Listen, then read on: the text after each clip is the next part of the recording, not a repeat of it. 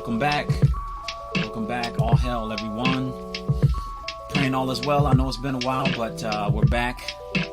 And wanted to share this article. This one is in Emporia Daily Republic, 27th of June, 1898. This is titled New Sect. This particular article really stands out because there's a lot within this article that, I mean, you can pull from and really just I can probably create maybe 5-6 videos just from this article alone. But I'm gonna go through it real quick, and I'm gonna have a little bit of commentary, but I don't want this video to last too long, so let's get started. A Church of God in which blacks and whites greet each other with holy kiss. The first state assembly of the Church of God and Saints of Christ of Kansas is being held in this city. It will continue in session until the night at 1 o'clock. This state convention or assembly is holding its present session for the purpose of drafting a constitution for the state organization, and following delegates from all over the state are in attendance: S.M. Sidney, Florence; J.H. Brown, Strong City; A.H. Williams, Topeka; R. Martin, North Topeka; J.H. Evans, Lawrence; C. Alberton, Lecompton; and J.W. Nichols, Winfield. Bishop William S Crowdy, colored of Guthrie, Oklahoma, who is attending the session here, started this church on November 22nd, 1896. He says that he at that time received a revelation direct from God, in which contained the 7 keys, as he calls them. These keys are the articles of faith on which the church is founded, and they are as follows. First, the Church of God and Saints of Christ. 1 Corinthians 1:1-2. Second, the 10 Commandments. Third, wine is forbidden to be drank in the Church of God forever. Fourth, unleavened bread and water is to be used for Christ's body and blood. Fifth, foot washing of the commandments. Sixth, disciples' prayer. Seventh, one must be breathed upon in the city with a holy kiss. Of course, we, in the Church of God and Saints of Christ, we know this in a different order.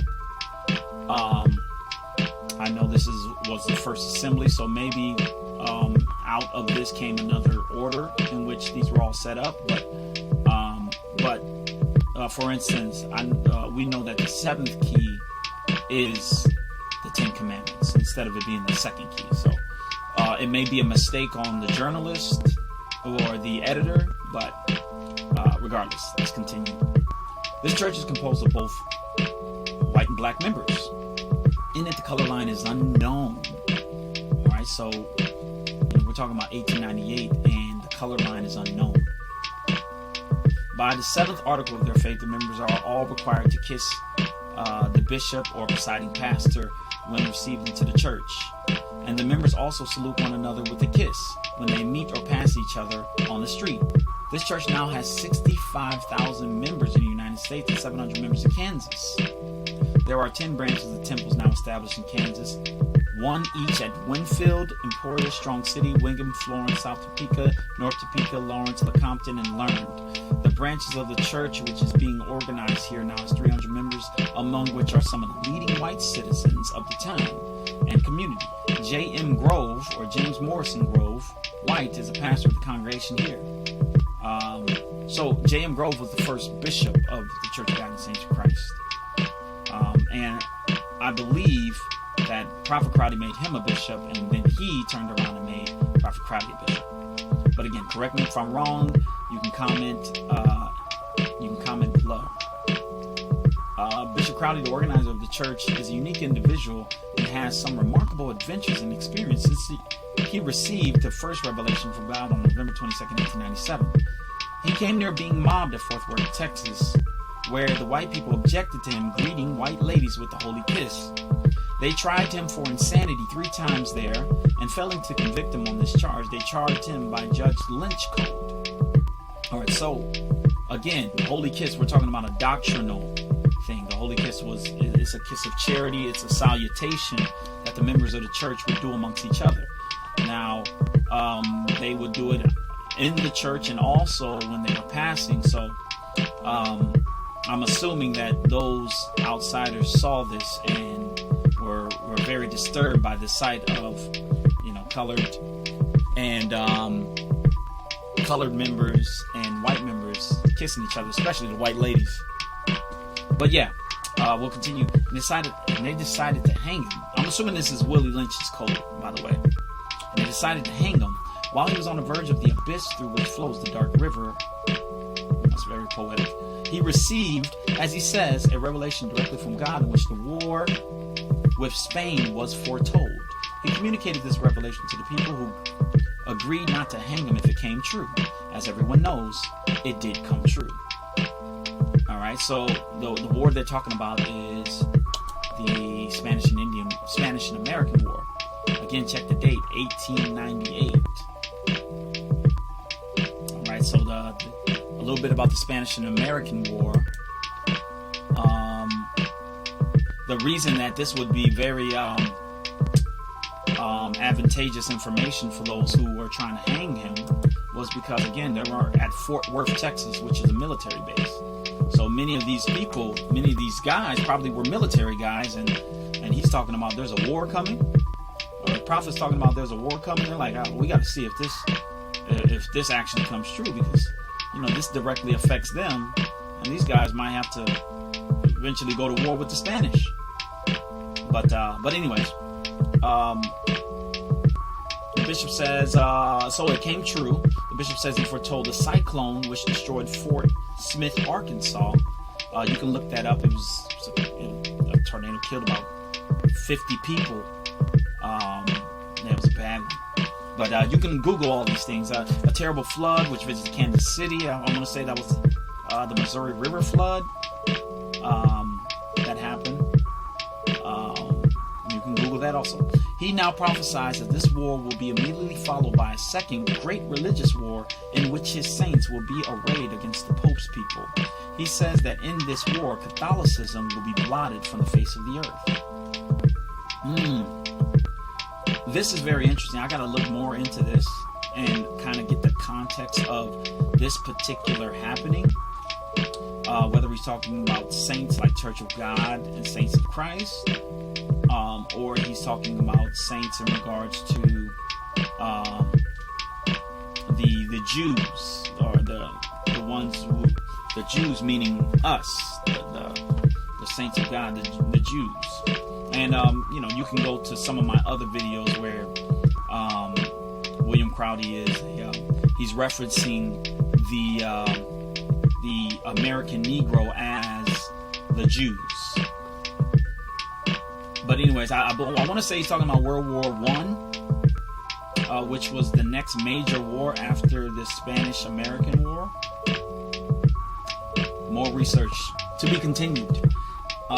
Bishop Crowdy will leave here tonight for Topeka. He says that since he has been here, he has received another vision from God, which contained a warning for McKinley.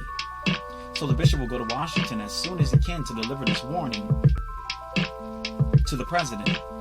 He would not tell what the warning was, but tactically, I believe, imitated that it was something about assassination. So as we know, if you just Google President McKinley, there it is. September 14th, 1901, Buffalo, New York. Wow, Buffalo, New York. Yes, he was assassinated. He was shot. Let's see what exactly it says. It says he was assassinated. They said they feared that an attempt would take place in Temple Music, and it took off schedule twice, but McKinley restored it each time. Where did it happen? Was shot on the grounds of the Pan American Exposition. Whoa. He was shot at a World Fair. Wow. He was shot at the World Fair. Okay, we got to go into these World Fairs because this is pretty deep. So he was shot at a World Fair in Buffalo, New York. We were just in Buffalo, New York, a few weeks ago for Passover, and I was just looking at all the ancient, the masonry in Buffalo, New York is, if you get a chance, visit Buffalo, New York, and you will see amazing structures, buildings, and masonry. And so this goes into another video about all of these world fairs that were happening, to be continued. So I love going to some of these documents, because it tells a story of the time, and also it branches connections that I probably wouldn't even made. But yeah, so she was shot at a world fair. Let's continue. Wow, I just really came across that. But it says the Sable bishop, when here before about 5 months ago, repeated 800 chapters of the Bible offhand. Yet he declares that he never read a line in that book in all his life prior to that time. 800 chapters. We're not talking about 800 verses. 800 chapters. 800 chapters. So I just typed it in. There are 1,189 chapters. And Prophet William S Crowdy, offhand, off the top of the bulb, off the top of the head, the top of the dome, he repeated 800 chapters.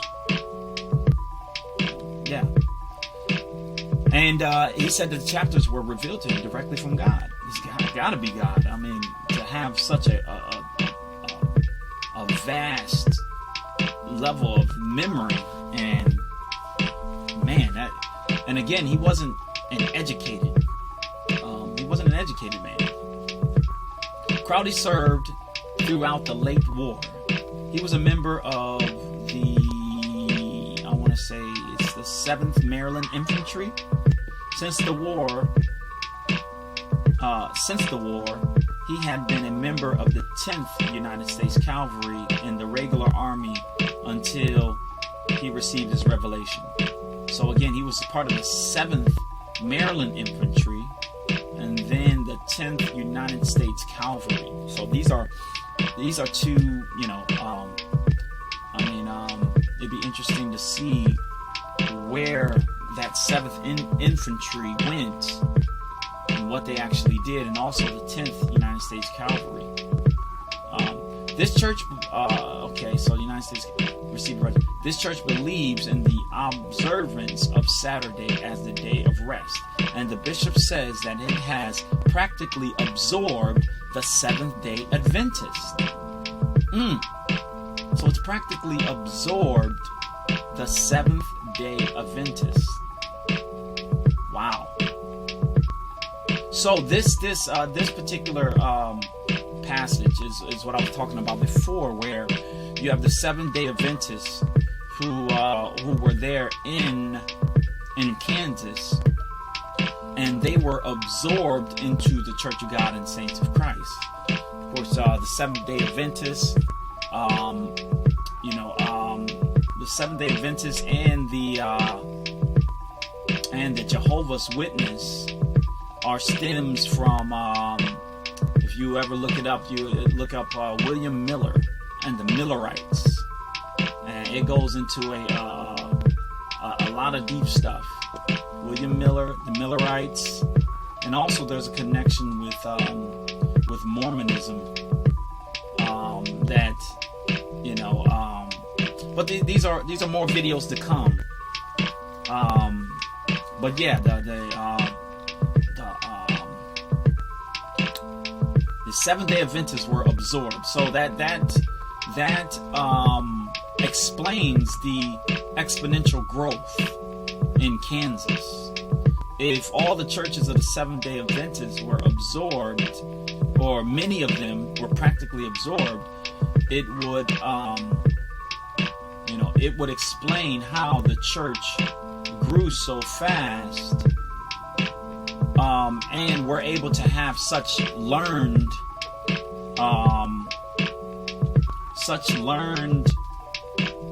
individuals. again, this ministry here, I'm assuming many of these guys were probably at one time Seventh-day Adventists. And again, it also states that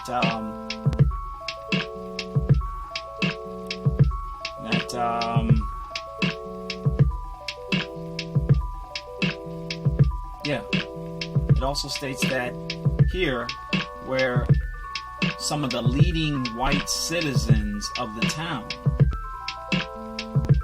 300 members within that particular in Emporia alone, and many of them were the leading white citizens. So if the church had absorbed much of the Seventh-day Adventists, it would explain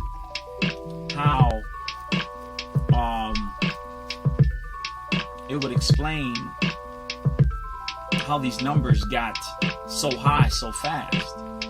Again, it's just 65,000 members in the United States and 700 in Kansas. All right, so branches or temples now established in Kansas. So I just wanted to pull out some of those aspects. I mean, there's more to be taken just from this particular passage alone, and that's not. I mean, there's more. It talks also about the daughters of Jerusalem. I didn't even put that in.